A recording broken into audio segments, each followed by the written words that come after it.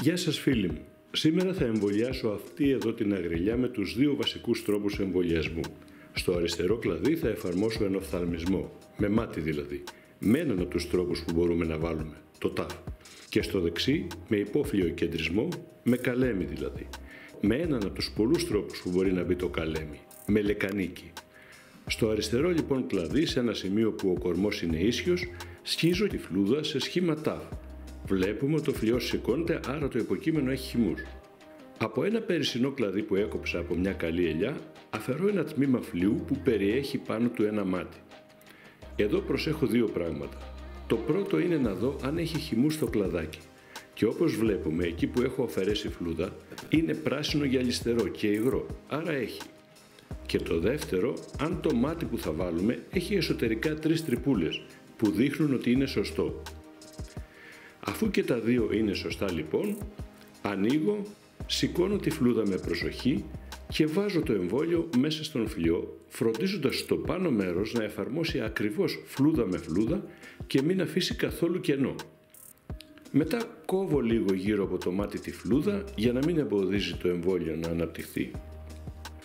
Στο τέλος μονώνω πολύ καλά με ταινία γύρω-γύρω, ούτως ώστε να μην μπορεί να φύγει καθόλου η υγρασία από το σημείο, για να αναγκάσω τους χυμούς να περάσουν στο κάμπιο και να το τροφοδοτήσουν, για να πιάσει το εμβόλιο. Αυτή η γυαλιστερή μεμβράνια εσωτερικά της φλούδας είναι το κάμπιο και αυτή κάνει όλη τη δουλειά για να κολλήσει το εμβόλιο. Αφού τελειώσω, κόβω λίγο πάνω από το εμβόλιο τον κορμό για να ανακόψω τους χυμούς και να βοηθήσω το μάτι. Στο άλλο κλαδί τώρα θα μπολιάσουμε λεκανίκι. Το λεκανίκι, όπως βλέπετε, είναι ένα κλαδί με ένα παρακλάδι μαζί, στο οποίο είναι τα μάτια που περιμένουμε να αναπτυχθούν. Κόβω στη μέση το βασικό κλαδί, φροντίζοντας να είναι εντελώς λία η τομή και να εφαρμόσει καλά στον κορμό. Μετά αφαιρώ ελαφρά δεξιά και αριστερά λίγο φλούδα, όχι κάμπιο. Έτσι βοηθάω να πάνε πιο εύκολα οι χυμοί στο κάμπιο. Μετά χαράζω κάθετα τον κορμό όσο μήκος έχει το μπόλι για να βάλω μέσα το καλέμι. Εδώ πρέπει να φροντίσω να μονωθεί καλά, γιατί είναι πολύ σημαντικό για την επιτυχία. Μονώνω και εδώ καλά με ταινία και δεν θα βάλω εξωτερικά ούτε πλαστικό ούτε χαρτί, γιατί πρώτον έχω κάνει καλή μόνωση και δεν θα χάνονται υγρά. Και δεύτερον, δεν το βλέπει ο ήλιος λόγω του τοίχου που έχει πίσω. Εσείς να βάλετε μόνο χαρτί από την πλευρά που θα το βαράει ο ήλιος.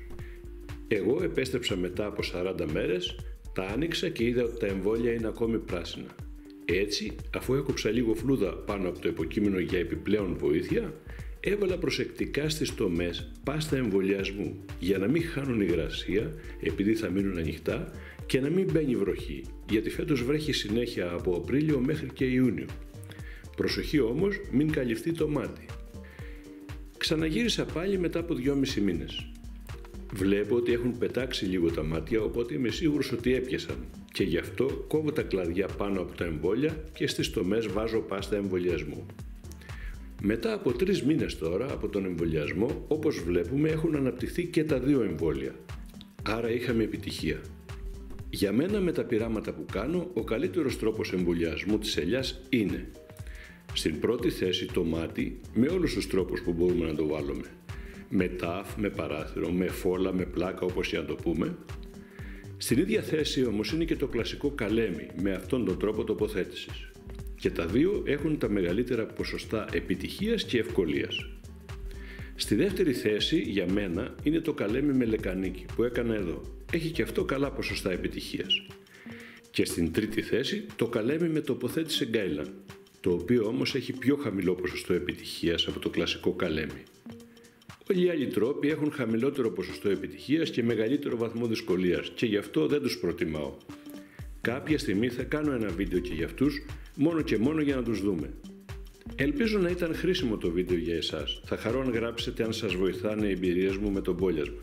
Σας ευχαριστώ που βλέπετε τα βίντεό μου. Γεια και χαρά σας.